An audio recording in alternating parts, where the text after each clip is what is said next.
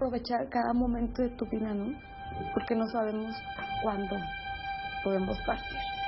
¡Papi, te amo, papi! Bienvenidos a La Otra Aventura, un espacio dedicado al mundo de los libros. Pascal dijo: el menor movimiento es de importancia para toda la naturaleza. El océano entero se ve afectado por un guijarro.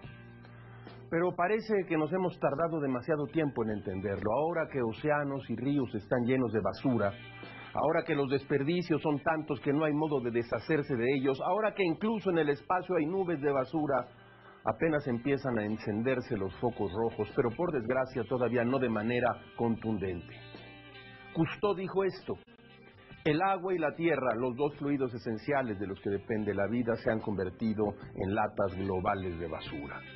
Y el hecho de que haya tanta basura, tanta contaminación en el medio ambiente y tanta producción de objetos que en realidad no necesitamos, han provocado ya un cambio climático que difícilmente parece tener solución. Y estos cambios climáticos han empezado a provocar desastres naturales, sequías, grandes inundaciones, usted lo sabe, climas extremos, exterminio de especies, animales, de insectos. Hoy hablaremos efectivamente de desastres naturales, de letras y de aquello que el hombre ha hecho sobre la naturaleza. Les recuerdo, como todas las semanas, que fue Adolfo Bioy Casares quien escribió que leer era la otra aventura y que la primera era probablemente esta, la vida misma. Estamos pues en la otra aventura.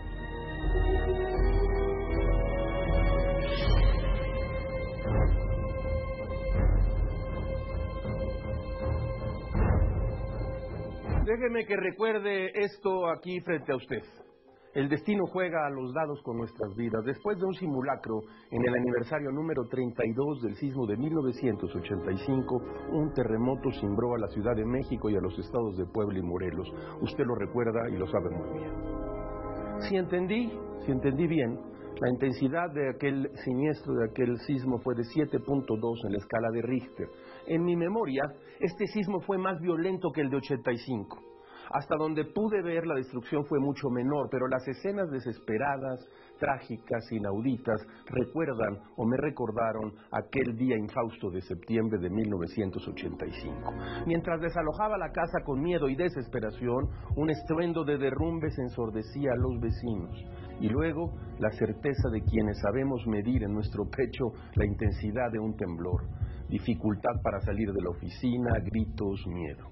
Caminé por las calles de las colonias Condesa y Roma como lo hice más de 30 años atrás. Entonces me afectaban menos las catástrofes naturales. En la caminata me reventaba el alma el derrumbe, la desesperación, el olor a gas, el polvo.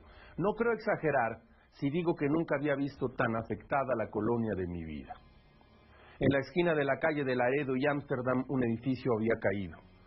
He pasado 1000 veces por esa esquina y entonces no sabía cuántos pisos tenía ese edificio, 6, 7, 8, no lo sabía.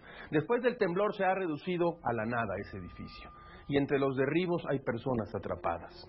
La primera lección cívica de esa tarde ocurre frente a ese derrumbe. Una larga fila de hombres y mujeres retiran derribos en carritos del súper, así, en carros del súper.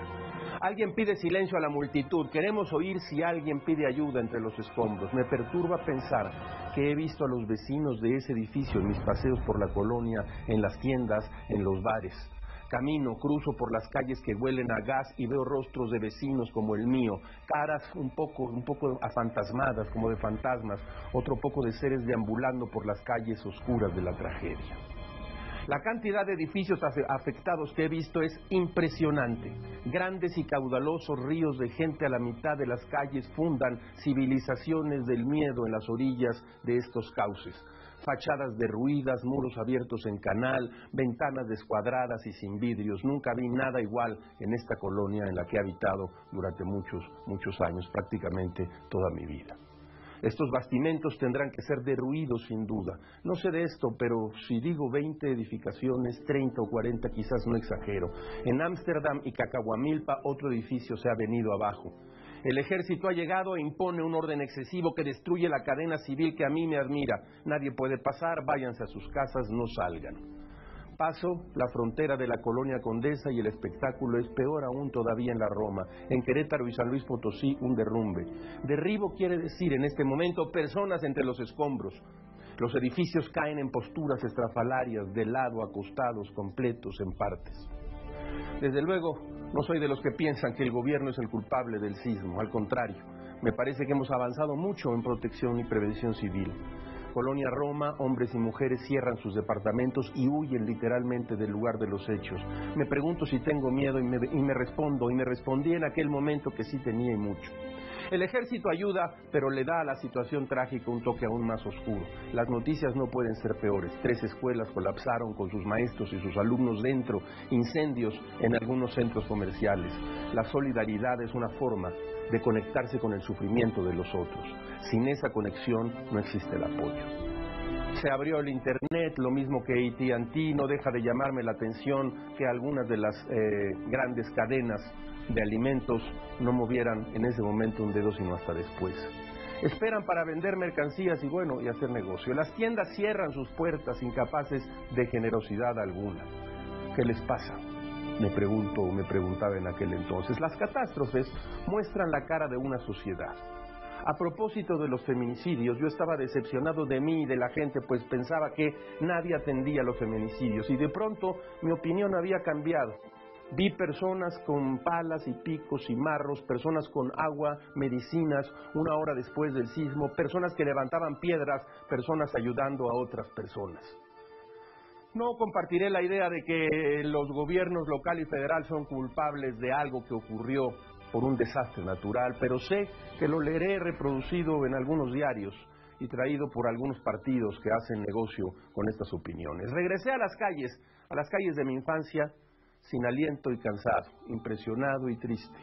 Oyeron un radio de transistores, oía a lo lejos un radio de transistores que daba noticias de muchos lugares de la ciudad donde ocurrió una desgracia. Lindavista, Ecatepec, El Centro, La Narvarte, Del Valle, Roma, Condesa, Xochimilco. Todo esto ocurrió el día del simulacro del sismo de 1985.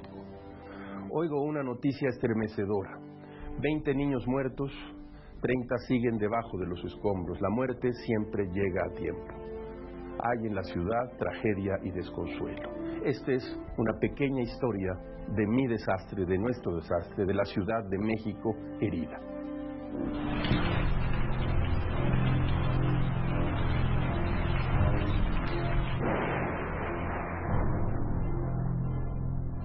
Las recientes exhalaciones del Popocatépetl, enormes, altas, los 2 terremotos que sacudieron al país hace 1 año y medio, acabamos de hablar de uno de ellos, los constantes huracanes y ciclones que devastan las costas cada año, nos devuelven a la justa dimensión que tenemos, prácticamente incontenibles y definitivamente impredecibles. Los desastres naturales son prueba precisa de la fragilidad de la civilización, de nuestra fragilidad. Son la marca y el signo también de vivir en la Tierra y han marcado el rumbo de la humanidad, desde Pompeya hasta hoy en día. Ante ellos, la literatura recoge, documenta e inventa las posibilidades de un planeta en constante movimiento. Escuche usted esto, basado en un hecho real, Sebastian Junger escribió la novela La tormenta perfecta, publicada en el año de 1997. Se convirtió rápidamente en un bestseller y después en una película de grandes logros técnicos protagonizada por George Clooney. La historia narra la aventura de un grupo de pescadores que se arriesga a pesar del mal tiempo para obtener una buena pesca. Billy Tyne es un pescador veterano de Gloucester, en Massachusetts, que ha tenido una pésima racha y pone todos los esfuerzos y esperanzas en una salida más allá de las zonas frecuentadas, el Flemish Cap. Lo que ni ellos ni nadie podía saber es que la naturaleza desató la furia de sus elementos y creó una colisión de 3 fuertes tormentas, como pocas en la historia, de la cual parecía imposible salir vivo. Esta tormenta afectó a América del Norte en octubre de 1991. El libro mantiene una tensión narrativa digna de la propia tormenta y se pone en evidencia la industria pesquera y las relaciones interpersonales de gente en momentos de crisis extrema. Gracias al barco guardacostas Tamaroa, se logró salvar a 3 tripulantes. Ni el libro ni la película tienen desperdicio, son muy buenos de verdad.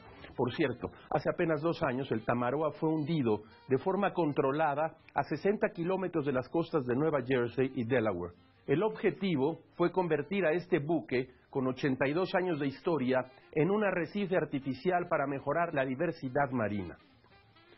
No siempre se puede contar con el testimonio de primera mano de un desastre. Muchas veces las víctimas se quedan en shock y lo que menos quieren es recordar el incidente. Sonali de Nagayaba perdió a su marido Steve y sus 2 hijos, Vikram y Mali, y a sus padres el 26 de diciembre de 2004 en Sri Lanka, durante un tsunami que arrasó todo a su paso. En su libro Hola, la autora narra cómo volcó el jeep en el que intentaba escapar con toda su familia, cómo logró aferrarse a una rama, cómo fue rescatada y hospitalizada. Pero el verdadero horror vino después. Al pasar los días perdió toda esperanza de encontrar a algunos de sus seres queridos con vida. La autora narra con terrible honestidad el vacío que ese acontecimiento dejó en su vida. Dice, era verdad lo sucedido, era verdad tanta agua, en mi mente no sabía distinguirlo. Yo solo quería seguir en la irrealidad, seguir sin saberlo. Poco después encontraron los restos de su familia y ya no cupo la menor duda de que había quedado terriblemente sola. Durante un tiempo, su consuelo fue el alcohol. Cuando al fin logró volver a su hogar después de 2 años, tuvo que pasar todavía un tiempo para que se atreviera a cambiar las sábanas y a tirar cosas, a mover objetos de su lugar, como si esperara que en cualquier momento entrara su esposo y los hijos, como si nada hubiera ocurrido. Una novela devastadora, realmente interesante y profundamente honesta. Si se la encuentra, léala. Y si ve la película, no se la pierda.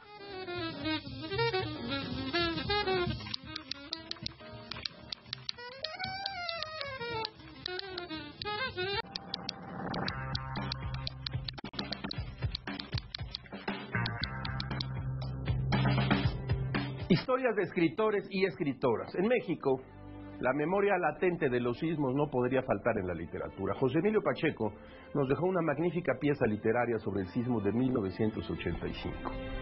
El poema Las ruinas de México nos lleva a escenarios del desastre, a la memoria lúcida de los detalles, a los inevitables cuestionamientos políticos, al homenaje al esfuerzo ciudadano y principalmente al procesamiento emocional de un acontecimiento que marcó para siempre la vida de los habitantes de la Ciudad de México.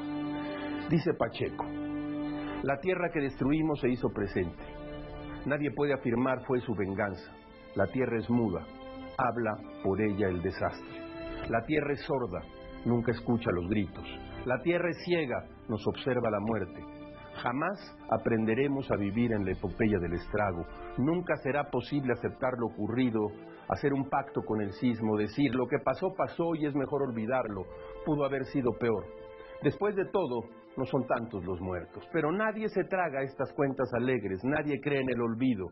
Estaremos de luto para siempre. Los muertos no morirán mientras tengamos vida. No quiero darle tregua ni dolor, ni olvidar a los que murieron, ni a los que están a la intemperie. Todos sufrimos la derrota, somos víctimas del desastre. Pero en vez de llorar, actuemos. Con piedras de las ruinas hay que forjar otra ciudad, otro país, otra vida. José Emilio Pacheco. Traigo aquí, como usted sabe, el poderoso tomo de la poesía de Pacheco, publicada por el Fondo de Cultura Económica, Poemas 1958-2009. Es un libro absolutamente excepcional que no debe faltar en alguno de sus libreros, y si no tiene libreros, no debe faltar en la mesa del comedor. José Emilio Pacheco, tarde o temprano.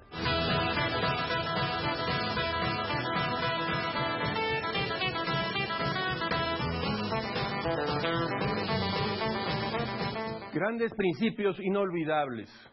Voltaire, uno de los más célebres filósofos de la Ilustración, puso en un par de textos sus impresiones sobre un sismo que cimbró a la ciudad de Lisboa el 1 de noviembre de 1755.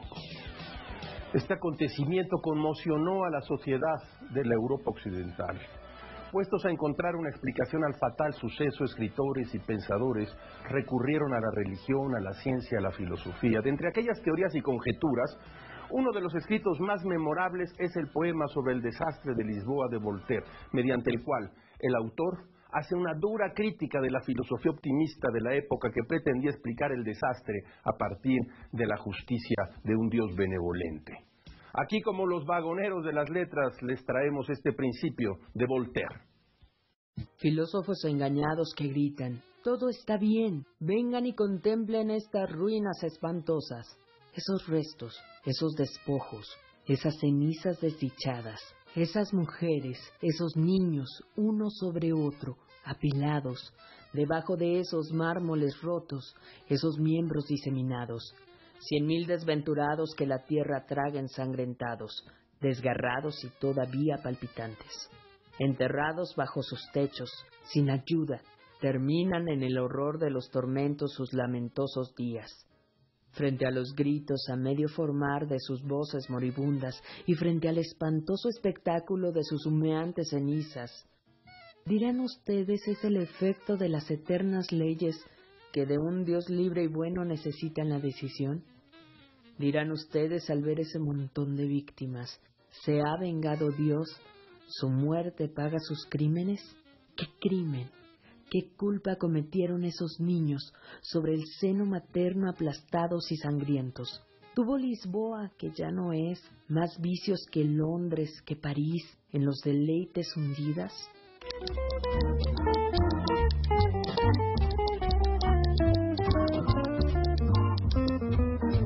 De la mesa de novedades, aún huele a tinta fresca. Mire, Planeta acaba de publicar la poesía amorosa de Jaime Sabines. Usted lo sabe muy bien porque los amorosos callan, el amor es el silencio más fino, el más tembloroso, el más insoportable. Los amorosos buscan, los amorosos son los que abandonan, son los que cambian, los que olvidan.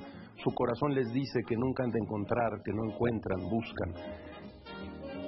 Un libro breve de poesía amorosa, ni más ni menos que de Jaime Sabines. La emoción en su punto más alto, el talento para expresarlo, como solo lo hacía Sabines.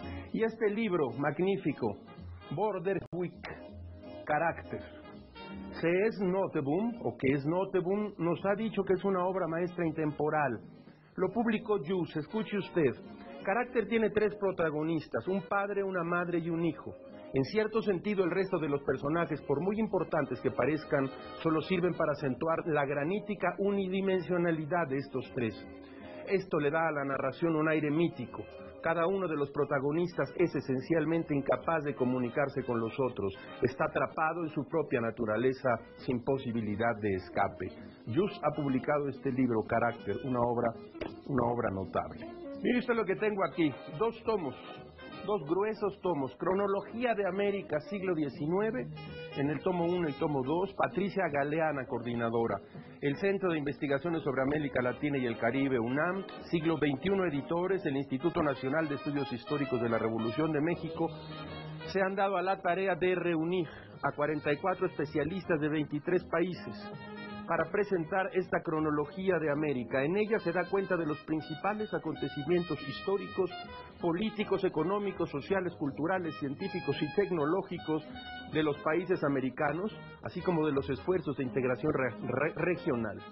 Incluye información sintética a fin de que el lector no especializado tenga una idea integral de los hechos, desde el siglo XIX hasta el tiempo presente. Cronología de América, de Patricia Galeana, coordinadora. Son 2 tomos que debe usted tener para información general, para enterarse de lo que ocurrió desde el siglo XIX hasta estos días. Cronología de América. Elizabeth Colbert ha colaborado durante varios años en The New Yorker con artículos sobre el cambio climático. Incluso recibió por lo mismo el National Magazine Award en 2006. Varios de esos artículos están recopilados en el libro La catástrofe que viene, en el que aborda el calentamiento de los polos, los insectos y sus ciclos de vida, el protocolo de Kioto, crónicas y entrevistas de algunas ciudades de los Países Bajos que han visto mermado su territorio por el mar y que puede que desaparezcan pronto. El libro fue publicado por primera vez en 2006. Han pasado ya 13 años y seguramente las cosas, como se sabe, van de mal en peor. El libro, en todo caso, representa un registro importante para monitorear el modo en el que este mundo ha cambiado de forma tan radical y parece, aunque espero que no, de forma definitiva.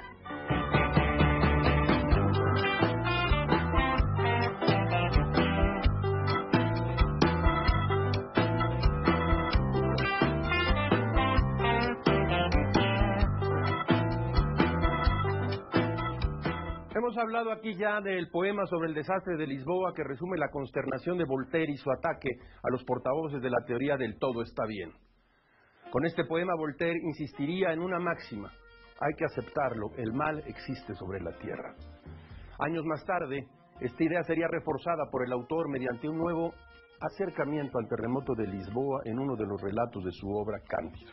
En el capítulo 5 de la obra, Cándido y su tutor Pangloss se encuentran en la Lisboa avasallada por los bruscos movimientos de la tierra. Pangloss, el autor de Cándido, encuentra explicación para todo gracias al principio de que nada puede ser mejor, ya que de lo contrario sería de otro modo. A través de las palabras de Pangloss, Voltaire caricaturiza la búsqueda de explicaciones para los sucesos materiales en cosas más allá de este mundo. De tal manera, el poema sobre el desastre de Lisboa y Cándido, verso y prosa respectivamente, son parte del legado de Voltaire para reflexionar sobre los grandes desastres. Dos textos realmente imprescindibles. Mire usted, aquí traigo algunos libros que tratan sobre desastres. Hay uno muy interesante, Océano Travesía, hicieron desde hace algún tiempo este libro, Los peores desastres históricos, las más grandes catástrofes de todos los tiempos, y es un vademecum, un catálogo de horribles desastres naturales ocurridos en el mundo, y otros no tan naturales, otros realizados por la mano del hombre. También tengo aquí de Monsiváis, de Carlos Monsiváis, publicado en esta nueva, bueno, no tan nueva, pero en esta nueva colección de bolsillo, No sin nosotros, los días del terremoto, 1985-2005. Aquí viene el famoso artículo de Monsiváis, en donde habló de la sociedad civil, aquella que salió a la calle a ayudar y a dar solidaridad, mientras Miguel de la Madrid y su gobierno quedaban paralizados y encerrados en sus oficinas. No sin nosotros, Carlos Monsiváis era. Y este libro de Juan Villoro, Almadía. A Juan Villoro le tocó el terremoto, el terrible terremoto de Santiago de Chile, de 8.8 grados Richter. Imagínese usted lo que fue. Esta es la crónica bien hecha, la crónica ceñida de lo que fue aquel terremoto. Al final, o en la parte final de este libro, Juan Villoro incluye de Heinrich von Kleist, Moral y Destino, la abolición del azar, una reflexión de Kleist sobre un gran terremoto que ocurrió también en Santiago de Chile. Azar y coincidencia. Y mire, yo mismo hace ya 1 año y medio publiqué aquí en Calle Arena un breve libro con mis impresiones y mis crónicas sobre el terremoto del 2017 y también con las crónicas que escribí en 1985. Se llama Zona Cero. Algunos libros sobre desastres.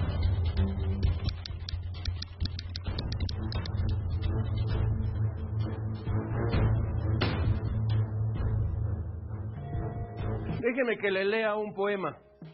Hay un poeta peruano que yo aprecio especialmente, Antonio Cisneros, que murió hace 2 o 3 años. Esta es una antología, Por la noche los gatos, poesía 1961-1986. Trae un prólogo de David Huerta y un epílogo de Julio Ortega. 4 boleros maroqueros.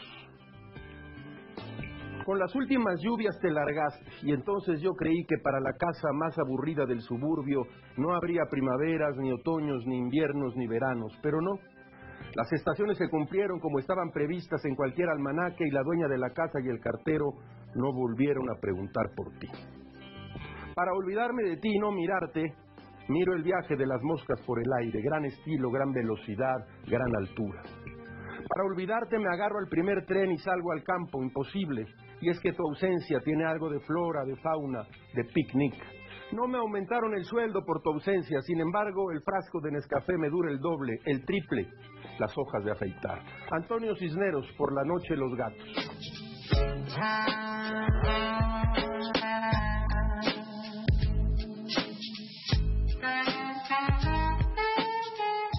Como todas las semanas, usted encontrará aquí en este espacio una ventana por la que pasan las frases célebres, la felicidad de las frases célebres, aforismos, máximas. Escuche usted esta.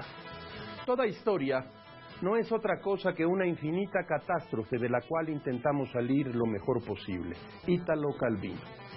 Hemos llegado al final de esta emisión y de esta aventura. Soy Rafael Pérez Gay y los espero la próxima semana. Abres una puerta y detrás de ella aparece un mundo. Eso es un libro.